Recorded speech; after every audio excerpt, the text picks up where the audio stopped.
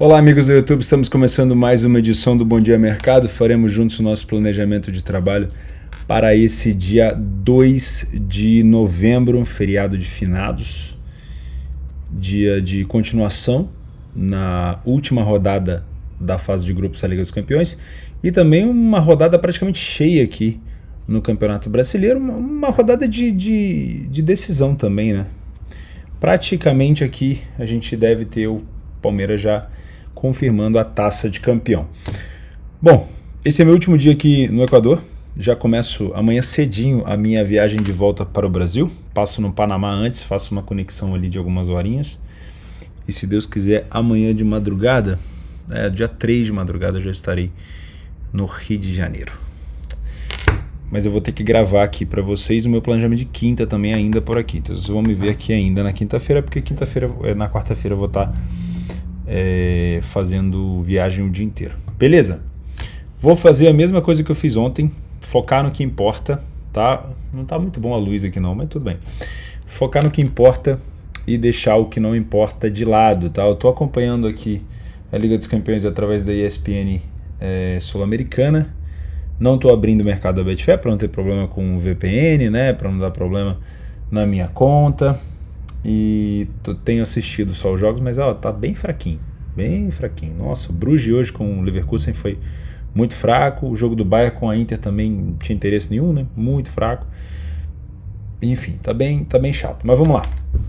Vamos começar pela Liga dos Campeões, depois a gente passa aqui no Brasileirão.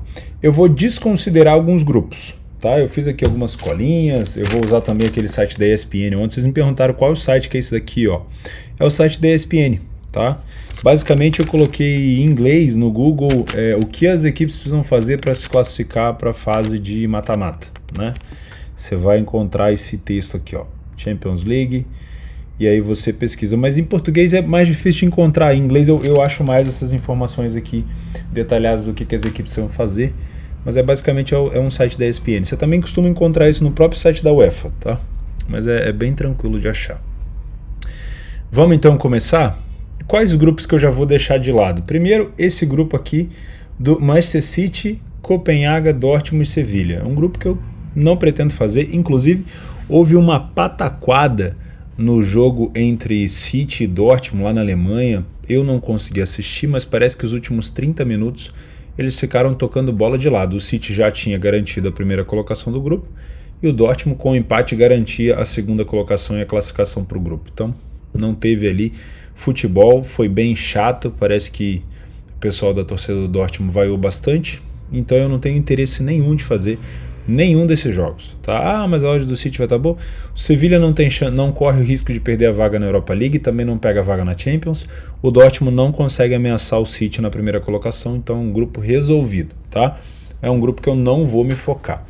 No jogo do Chelsea, nós temos um Chelsea já classificado em primeiro lugar para a Liga dos Campeões, as oitavas de final. Então eu tenho um Milan que mesmo que vença só chega a 10 e no confronto direto ele não passa o Chelsea. Então esse jogo especificamente do Chelsea com o Zagreb, ele só importa para o Zagreb. Por quê? Porque se o Zagreb vencer, ele vai a 7 e passa o Salzburg. Mas ele simplesmente teria que vencer o Chelsea na Inglaterra, tá? Eu não pretendo fazer esse jogo porque a necessidade é toda do adversário, não é do Chelsea. Se fosse o contrário, eu até cogitaria buscar pontos de superioridade nesse jogo do Chelsea a favor do Chelsea, mas como é do Zagreb, eu acho que eu vou ficar de fora, para ser bem sincero, tá? Então, desse grupo aqui, o que mais me interessa é o jogo do Milan, mas a gente vai chegar lá.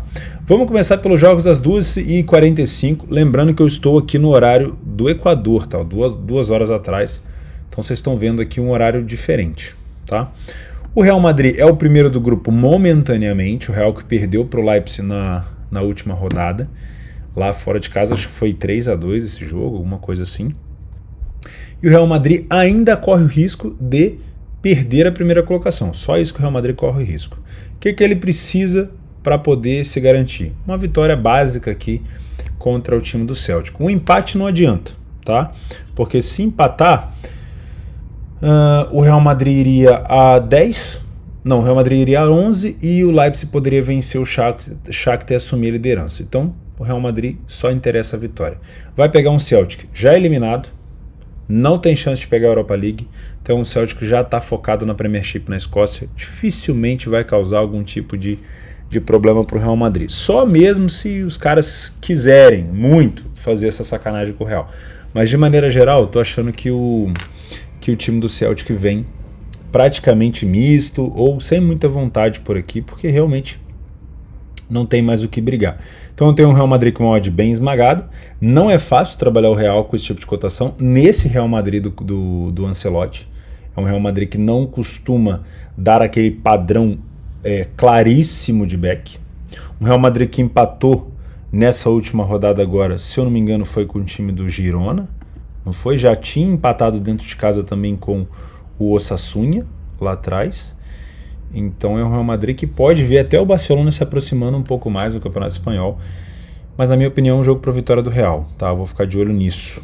Se você sabe trabalhar o time do Real Madrid, do Ancelotti, acho que vale a pena ficar de olho. Não descarto trabalhar gols aqui também, tá? Mas o Real Madrid só precisa da vitória mesmo. O jogo do Shakhtar com o Leipzig, ele tem um pouquinho mais de emoção. Por quê? O primeiro jogo na Alemanha foi 4-1 para o time do Shakhtar. Uma surpresa, foi a abertura da Champions. Ninguém esperava, o Leipzig era cotado como super favorito, tinha começado com uma odd de 1,40 e blau, e aí tomou um pipoco, tá? Foi ali que apareceu o jovem Mudryk do Shakhtar, depois ele, né, vem aparecendo cada vez mais na seleção e tudo mais. Mas o Leipzig de lá para cá melhorou muito. O Leipzig melhorou bastante, bateu 2 vezes o Celtic, bateu o Real Madrid. Um Nkunku voltou a jogar muito bem. Então assim, eu acredito que hoje o Leipzig é de fato o favorito e talvez não sofra uma surpresa. Porém, o Leipzig dessa vez tem a vantagem de não jogar pela vitória. O Leipzig basta o empate para se classificar. Imaginando que é muito provável que o Real Madrid vença o seu jogo contra o Celtic, seria, acho que, muito avançado pensar que não. O Leipzig vem com a intenção de vencer, porque o Real Madrid pode tropeçar e aí o Leipzig pegaria o primeiro lugar. Cara, é uma situação bem hipotética, tá? Porque é muito provável que o Real Madrid vença. Então, o Leipzig, sabendo disso, ele sabe que ele tem ou a possibilidade de vitória ou de empate e já está considerando ali mais ou menos a segunda colocação do grupo, que é muito bom para um time que começou tomando 4 do Shakhtar, tá? E depois perdeu para o Real Madrid também, foram 2 derrotas seguidas. Então, na minha opinião, para o Leipzig, pode empatar o jogo. Como o Leipzig melhorou muito de lá para cá, para mim é favorito, e a necessidade sendo toda do Shakhtar, esse jogo tem uma tendência de ser para gols.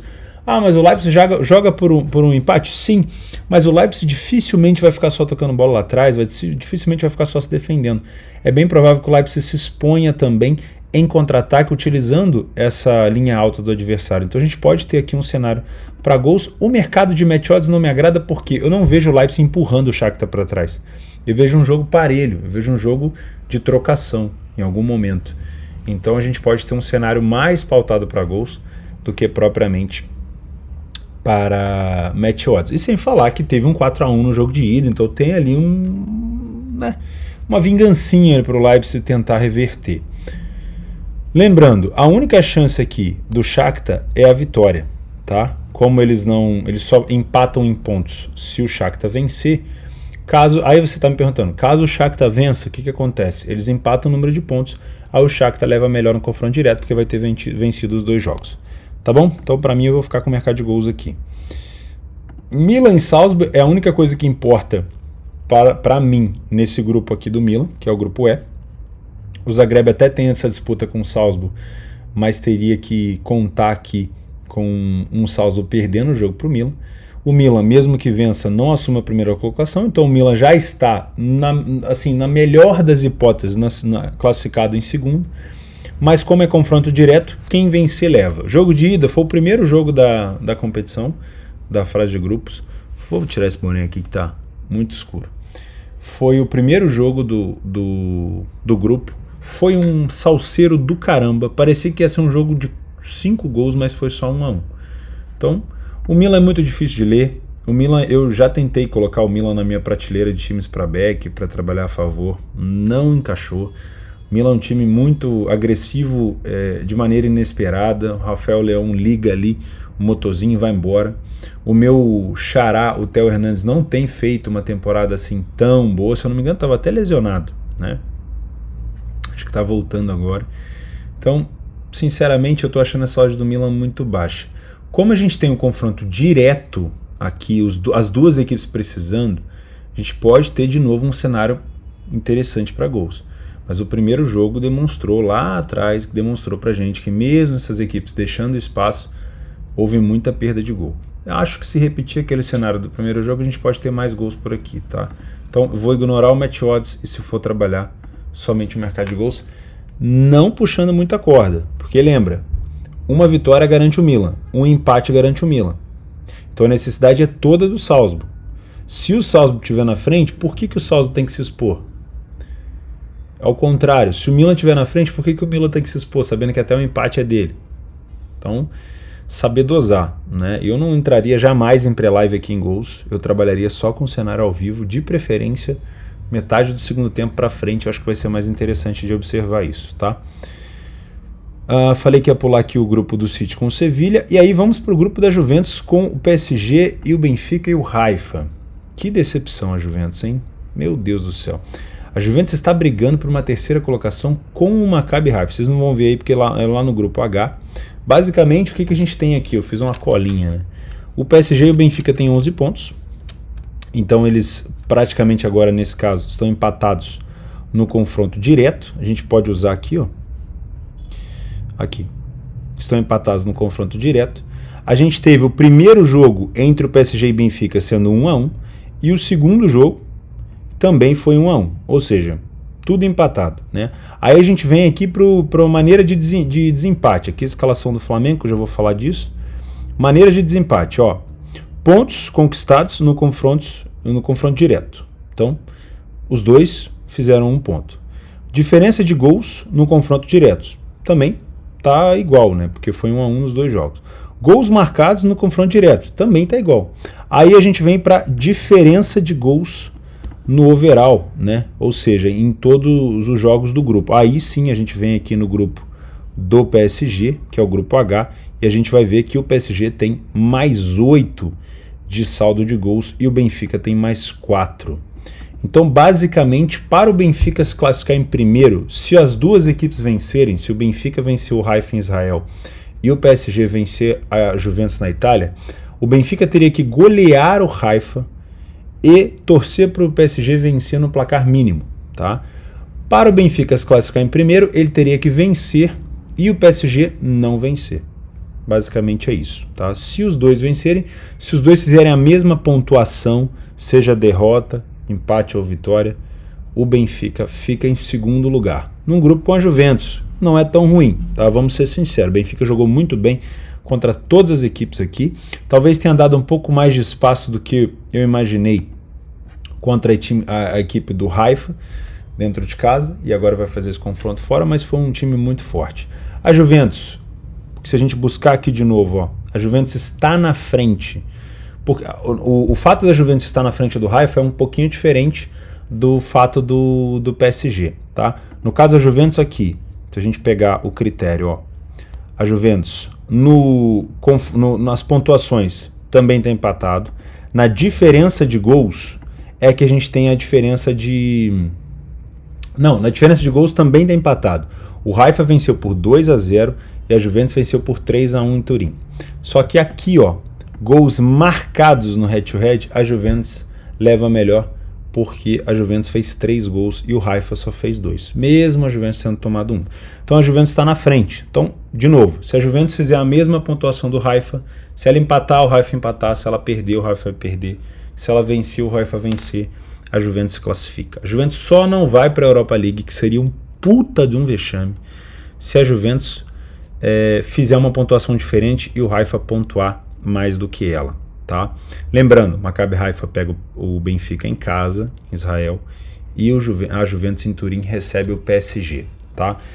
Cotações nesse momento, 1,60 é a odd do PSG, buscando liderança do grupo contra um time praticamente eliminado, né? Vai ter que se consolar aí com a Liga Europa. Eu acredito sim nesse favoritismo do PSG, já era favorito no jogo de ida, confirmou o favoritismo. O primeiro tempo do PSG tem sido muito melhor do que o segundo nessas competições. Então a gente pode ter um cenário aqui de trabalhar alguma coisa no match odds, no ler a pior equipe em campo, no primeiro tempo. É ruim falar de trabalhar a Juventus com uma odd de 5, num confronto de Champions League? É ruim, mas a Juventus hoje, infelizmente, é um time ruim.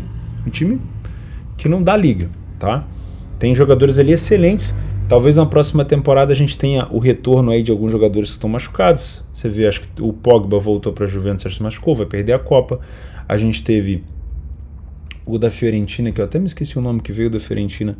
Excelente jogador também de ataque, que tá lesionado. Deixa eu até ver se ele tá... O Chiesa, porra, excelente jogador. Tá lesionado. Olha quantos jogadores lesionados aqui, ó. Pogba, Paredes, McKennie, Caio Jorge, Di Maria, Decílio, Danilo, Chiesa, o Bremer, que vai ser poupado e deve jogar só contra a Inter no italiano, o Ake. Então assim, a Juventus tem uma lista gigantesca e o Vlahovic ainda é dúvida. Que provavelmente deve jogar com o Milik, que é um bom jogador, mas hoje está inferior do que o Vlahovic. Então assim, eu acho que não é tão maluquice minha assim pensar numa possibilidade de um Lei Juventus, desde que a gente obviamente tenha leitura para isso, tá? E lembrando que o PSG não joga bem assim todas as partes do jogo. No outro jogo a gente tem o Benfica pareando odd com o PSG, né? Contra o Haifa. O Haifa é um time maluco, eu gosto, tá? Eu gosto desse estilo, marcação-pressão, marcação alta, é um time bom de bola parada, fez bastante gol de cabeça contra o PSG, fez gol de bola parada contra a Juventus, surpreendeu muito o PSG no jogo que fez em casa marcando pressão. Então eu não duvido que a gente tenha um Haifa dando uma tentativa de marcação forte no campo do Benfica. Isso obviamente é um pouco suicida, porque você jogar contra um time que pode ser bom de transição, e o Benfica é excelente na transição em velocidade, um erro de marcação, porque assim, quando você faz uma marcação-pressão em linha alta, todo mundo tem que estar muito bem orquestrado nessa marcação. Qualquer erro, qualquer bobeira, você... Quer ver? Pega o exemplo da Libertadores. Eu acompanhei aqui em Guayaquil, estou sempre usando esse exemplo porque está na minha cabeça. Eu acompanhei aqui em Guayaquil, o Atlético Paranaense surpreendeu o Flamengo com uma marcação muito forte no início do jogo. E aonde começou a dar problema? Quando o Santana começou a bater de frente com o jogador do meio campo ali, que eu esqueci, acho que era o Bueno, Vitor Bueno. Na hora da marcação eles não estavam entrosados, e aí sobrava espaço o tempo todo para o Thiago Maia começar de frente para o gol do adversário, a criação da jogada. Então, se não tiver muito bem orquestrado pelo Maccabi essa pressão alta, vai deixar espaço para o Benfica, e o Benfica tem jogadores excepcionais para matarem esse jogo. Lembrando, de novo, é mais provável o Benfica contar com a Juventus para poder se classificar em primeiro, do que ele meter 6-0 no Haifa e contar que o PSG, por exemplo, só vença por 1-0. Então o Benfica tem que fazer a parte dele, vencendo, independente do placar, e torcer para a Juventus pelo menos segurar o PSG para que o Benfica pegue o primeiro lugar do grupo. Seria realmente um resultado excelente para o Benfica, tá? Não trabalharia match odds aqui por esse jogo kamikaze do Haifa. Eu acho que vai incomodar trabalhar contra o Haifa aqui. Lembra do jogo do Haifa com a Juventus? Era uma odd mais ou menos parecida, um pouquinho mais alta do Haifa. A gente teve um início de lei Haifa, depois teve uma inversão do jogo. Quem não fechou esse lei Haifa acabou tomando o gol da Juventus, tá? Desculpa, acabou tomando um gol do Haifa.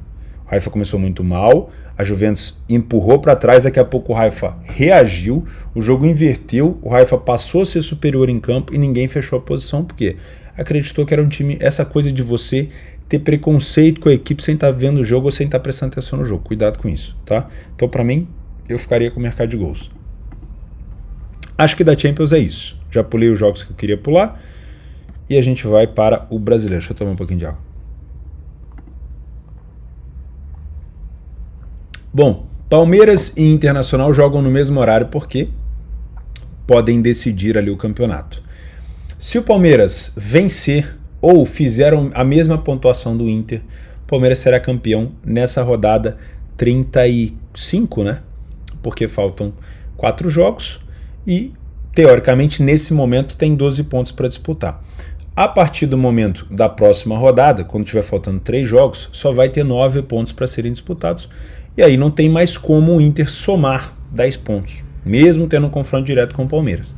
Então, para ainda sonhar com o título, o Inter precisa que o Palmeiras perca o jogo para o Fortaleza em casa e vença o seu jogo contra o Atlético Mineiro, para deixar ali uma distância mais plausível, tá? Lembrando que o último confronto é contra o Palmeiras no Beira-Rio. Mas é muito provável que o Palmeiras vença, ou pelo menos empate o jogo aqui com o Fortaleza. E outra, o adversário do Internacional não é nada fácil. É muito provável também que o América Mineiro complique a vida do Internacional.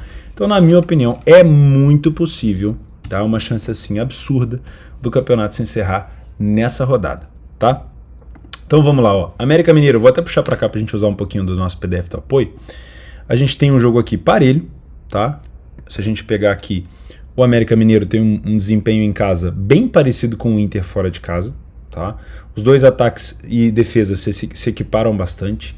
O time do América até tem uma criação de situações de perigo maior do que o Inter, mas são times que deixam muita oportunidade para o adversário. Não vejo superioridade do América aqui no primeiro tempo, talvez o fato de vencer um pouquinho mais, de marcar um pouco mais de gol, mas não é uma coisa assim tão absurda. E no segundo tempo, quando a gente tem uma melhora do América, o Inter também melhora. Então é muito difícil, tá? Bolas aéreas. O América tem pouco mais de 8 gols de cabeça aqui, o Inter também tem 7 gols de cabeça, e os dois times têm dificuldades, principalmente o Internacional em bola parada, tem tomado bastante gol nesse fundamento, tá? Para mim, se for para trabalhar esse jogo, dado a devida importância que o Inter deve dar aqui, eu ficaria com uma correção de preço, trabalhando no mercado normal. Falei sobre correção de preço ontem, sem criar viés, mas é muito provável que o Inter encontre complicação aqui contra o time do América, tá? O Palmeiras com Fortaleza, eu vou ficar de fora, não só pela cotação. Eu vou mostrar a vocês aqui o seguinte, ó.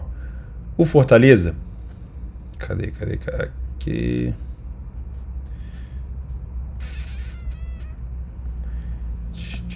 Tá filtrado por ordem alfabética. O Palmeiras é um excelente time dentro de casa, indiscutível, tá? Melhor mandante, melhor visitante.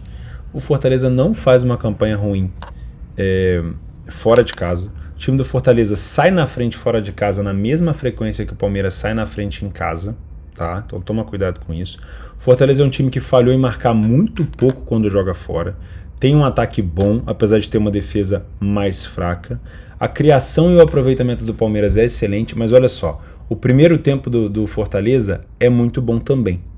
Aonde eu vejo um momento de fragilidade no Fortaleza, que é justamente onde o Palmeiras melhora, porque é onde o Abel vem, conversa com os caras e arruma o que tem que ser arrumado, é no segundo tempo. Olha só, existe uma diferença brutal entre como o Palmeiras joga no segundo tempo e o Fortaleza, o desempenho das duas equipes. Então talvez seja o caminho aqui para o Palmeiras, ou ampliar um resultado, ou criar um resultado, ou recuperar uma vantagem, ou uma desvantagem no caso, esse segundo tempo, tá? Se mantiver a média, esse segundo tempo do Fortaleza pode sim definir uma situação favorável aqui para o time do Palmeiras. Bola aérea não precisa nem comentar, né? O Palmeiras é um dos melhores times do Brasil nesse fundamento e o Fortaleza tem sofrido seus golzinhos também. Mas eu vou ficar de fora porque essa odd do Palmeiras ela exige um controle muito grande, um adversário muito fraco, que não é. O Fortaleza não é um adversário tão fraco. Se a gente pegar as últimas 3 partidas, o Palmeiras não venceu nenhuma. Fortaleza visitou no Allianz 3-2, venceu em casa por 1-0 e depois teve um 0-0. Né? Óbvio, na penúltima partida no Allianz o Palmeiras venceu. Mas para 1,40 eu tô fora, tá? De novo, lembre-se, segundo tempo do Palmeiras costuma ser bem melhor e o Fortaleza ali tem um rombo no desempenho. Esse jogo do CAP com o Goiás me chama atenção porque o CAP vai vir muito mordido, tá? Vice-campeão contra o Flamengo, por uma bobeira do Pedro Henrique. Podia ter sido completamente diferente. O Flamengo estava enfrentando uma dificuldade enorme contra o time do CAP. O Filipão realmente tinha um plano, né? Muita gente não gosta às vezes do que o Filipão faz, mas ele tinha um plano. E o Atlético Paranaense não está 100% garantido na Libertadores. Por quê? Virou G8, mas América, Santos, Botafogo, Fortaleza, São Paulo, Atlético Mineiro, está todo mundo brigando. Então o CAP tem que vencer dentro de casa o time do Goiás, só perdeu 2, tá? Qual que é o problema? Vencer o Goiás, para você vencer o Goiás, mesmo o Goiás jogando fora, você tem que jogar muita bola, porque o Goiás é um time cabeça, tá? Muito bem treinado pelo Jair, é um time muito cabeça na minha opinião. Então, por mais que eu acredite que o Atlético Paranaense vai vir mordido, vai tentar dar uma resposta para a torcida nesse jogo, porque é um time de Copas, então ele tem que estar se classificando para a Libertadores o tempo todo, para no outro ano tentar, e assim vai indo, uma hora vai acabar ganhando, né? É normal.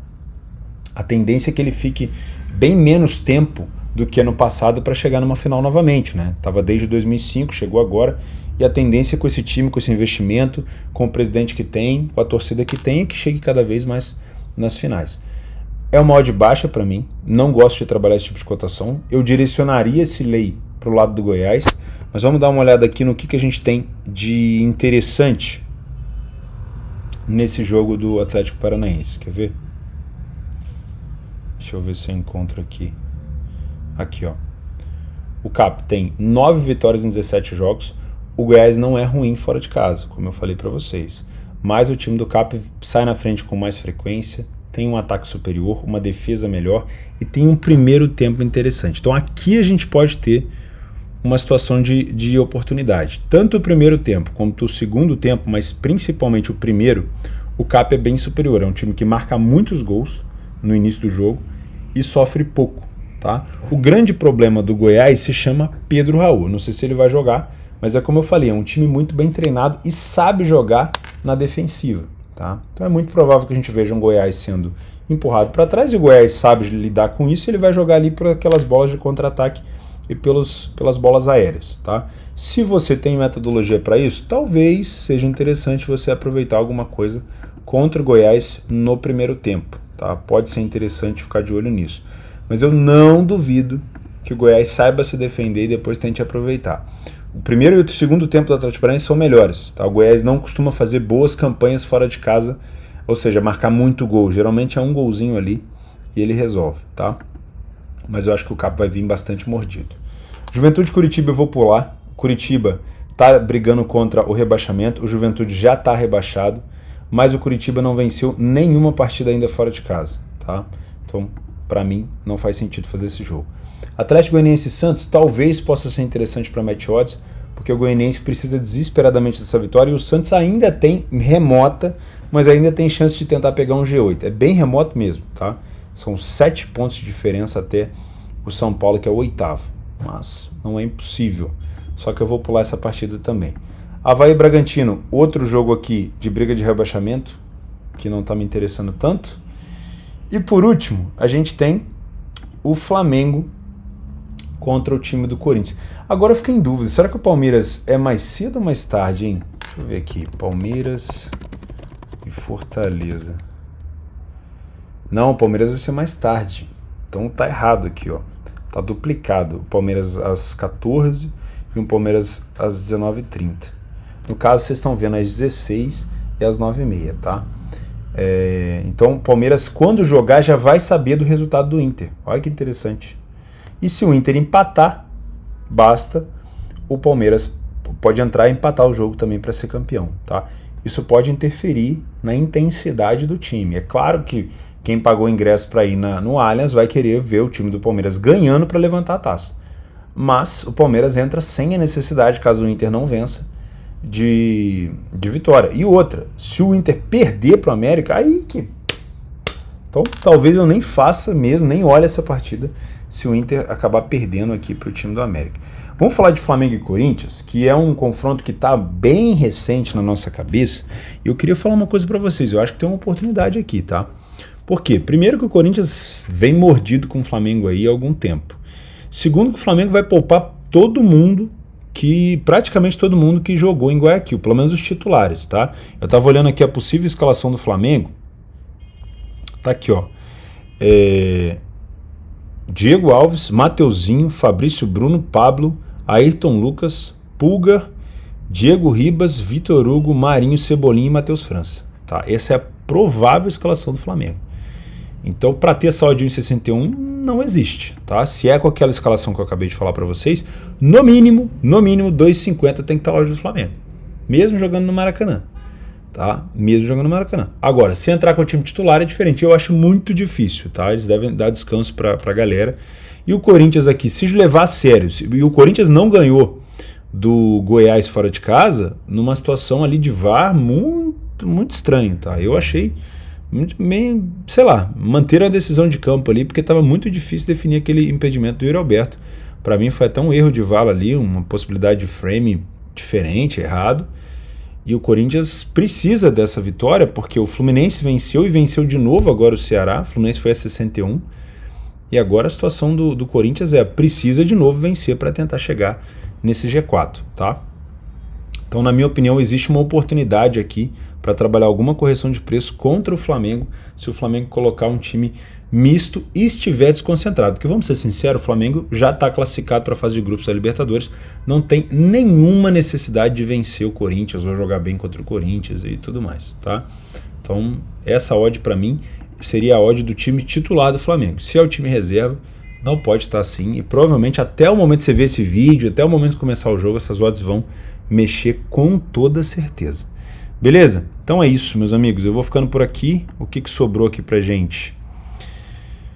Um possível back é o Real Madrid. Cuidado, tá? Tem que saber trabalhar esse time do Ancelotti.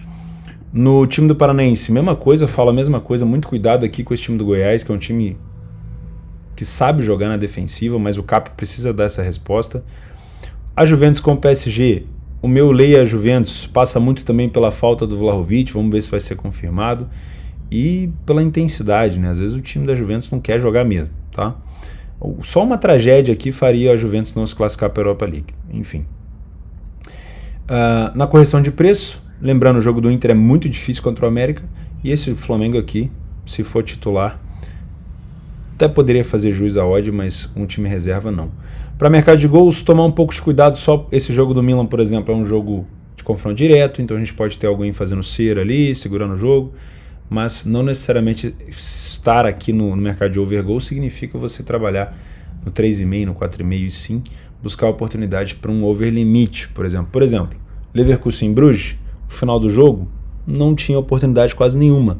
Era muito mais perigoso para o Leverkusen sair para o jogo e acabar dando espaço para tomar um gol do que para o Bruges, que de qualquer maneira iria ficar ali com o segundo lugar. Ele precisava vencer.